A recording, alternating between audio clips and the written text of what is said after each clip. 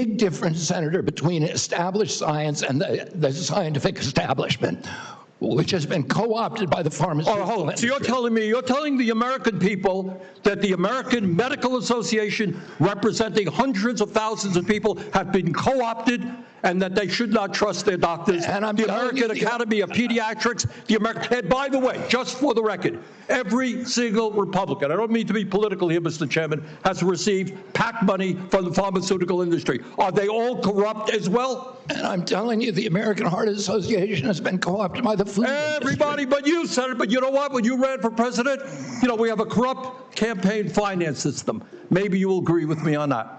Okay, you were already president, you got a billionaire behind it. You received $300,000 from people, not from the industry, people in it, as I did, from individuals. You corrupt. President Trump got $3 million. Every Republican got corporate PAC money for the pharmaceutical industry. Democrats as well. Everybody is corrupt, but you? Mr. Secretary, I've got a bunch of questions. Appreciate brevity in answering it. So-called beautiful bill threw 15 million Americans off of health care, substantially raised premiums, and is going to have a terrible impact on nursing homes, community health centers, rural hospitals all over America. Very briefly, is that really making America healthy again? It's going to be the biggest infusion of federal dollars into rural health care in American history. Yeah, you know why? Because you're cutting $150 billion for rural hospitals. You're putting $50 billion back. That's not an infusion. That's a loss of $100 billion. All right, next question.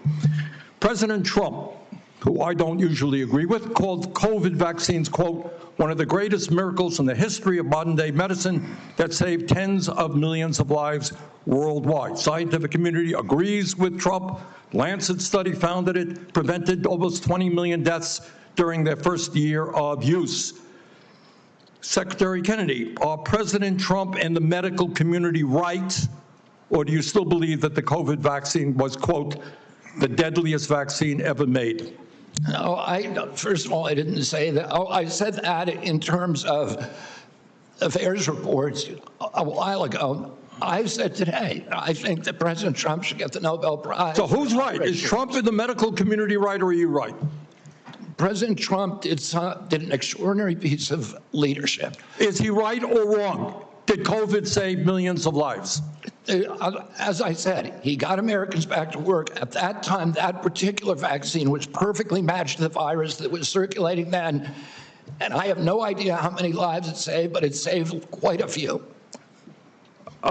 You know, what I find a little bit weird in this discussion, I'm hearing it over and over again this morning, Mr. Chairman, is we've got the entire medical community on one side. You got the AMA representing hundreds of thousands of doctors, the American Academy of Pediatrics, the American Public Health Association.